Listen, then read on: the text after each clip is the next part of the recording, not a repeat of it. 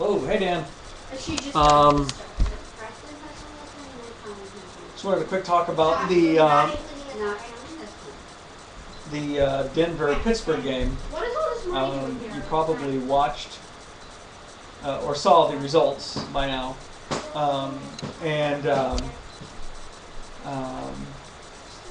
you know, it's funny because this is the only game this season that I have actually been nervous about watching.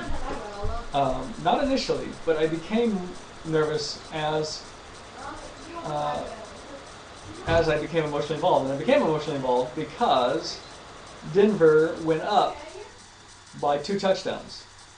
And you see them working at this, and their running back fumbled at the 45 of Pittsburgh when they were up by 7 with 5 minutes to go. And then Pittsburgh scored the tying touchdown and then had a chance to win it in regulation. And Roethlisberger he fumbled, it was a forced fumble back in the pocket, which he recovered, and then he was sacked, and it was just, and then it went into overtime. And of course, at this point, I'm running back and forth because Beth had just made this killer beef stew with biscuits, homemade biscuits that were awesome. And so I ran in, ate some beef stew, and came back, and everybody's on the field hugging each other. It's like, what the hell happened? Well, of course, Tebow threw.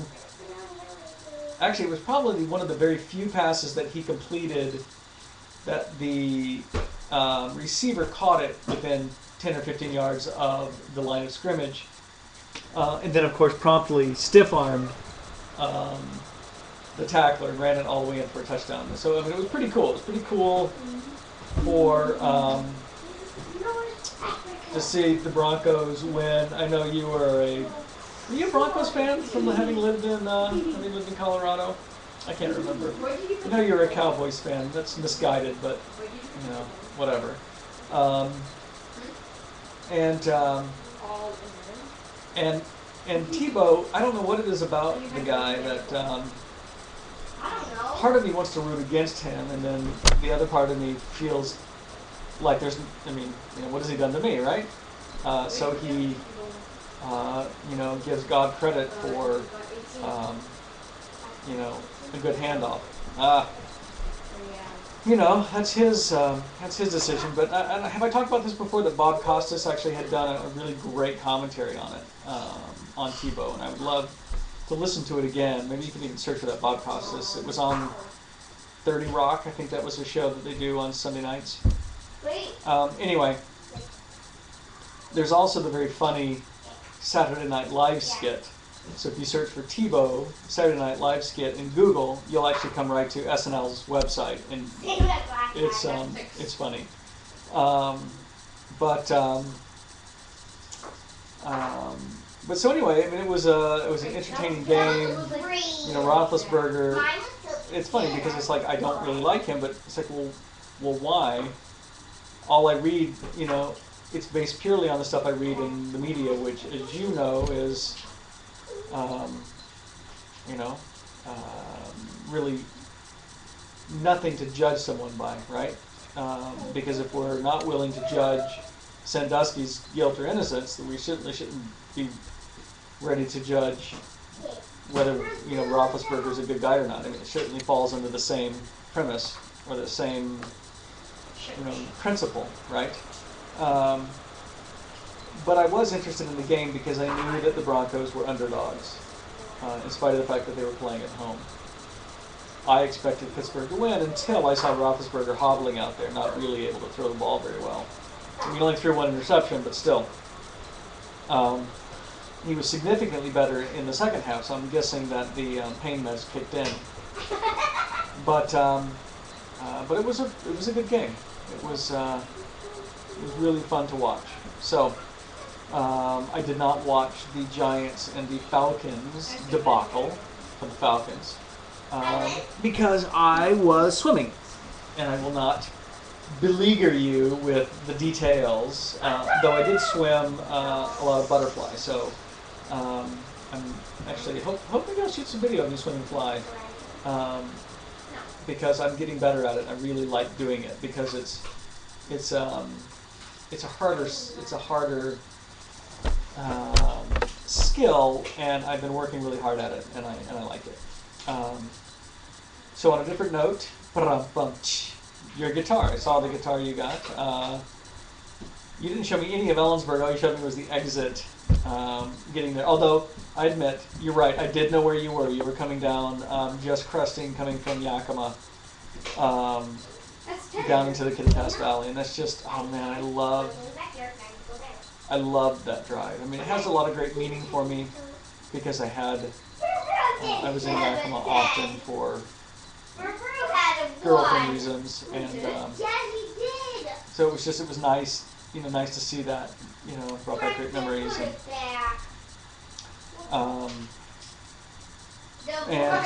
yeah, so you got the guitar, a Laramie, you said,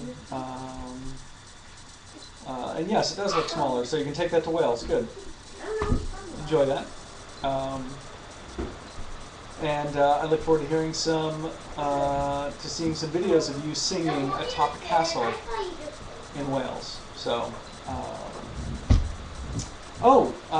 there's something I want to share with you. Can you hold on for just 1 second? Hold on, let me go find it.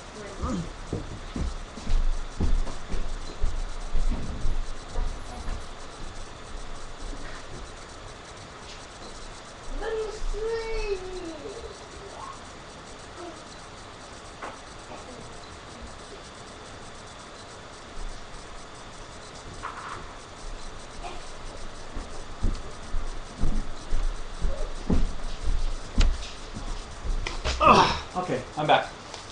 In today's paper, wait for it. Are you waiting for it? Keep waiting. Aha! Wisconsin Museum, all about mustard.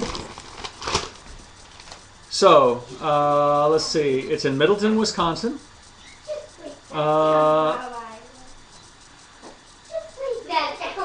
Let's see.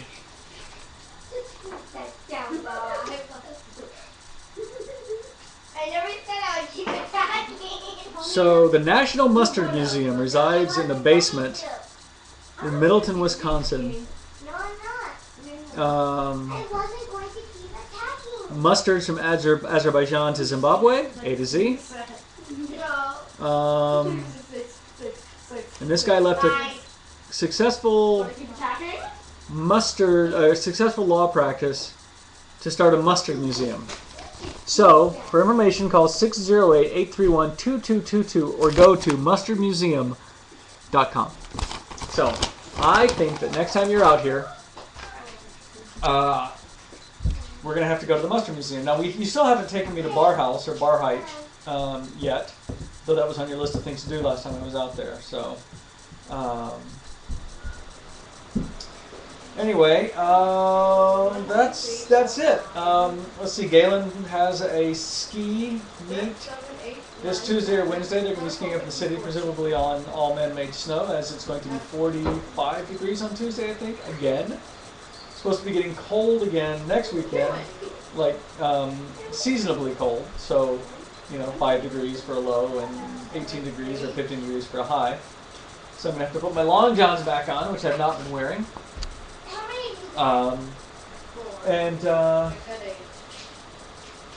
That's about it. I think that all that is going on here. So I will let you know how things turn out with that regarding that email that I sent you tonight. You're welcome to give me any feedback on that if you were so inclined. And I will, I guess, talk to you at some future date. Until then, I, like you, am still dead. Okay. Try it again.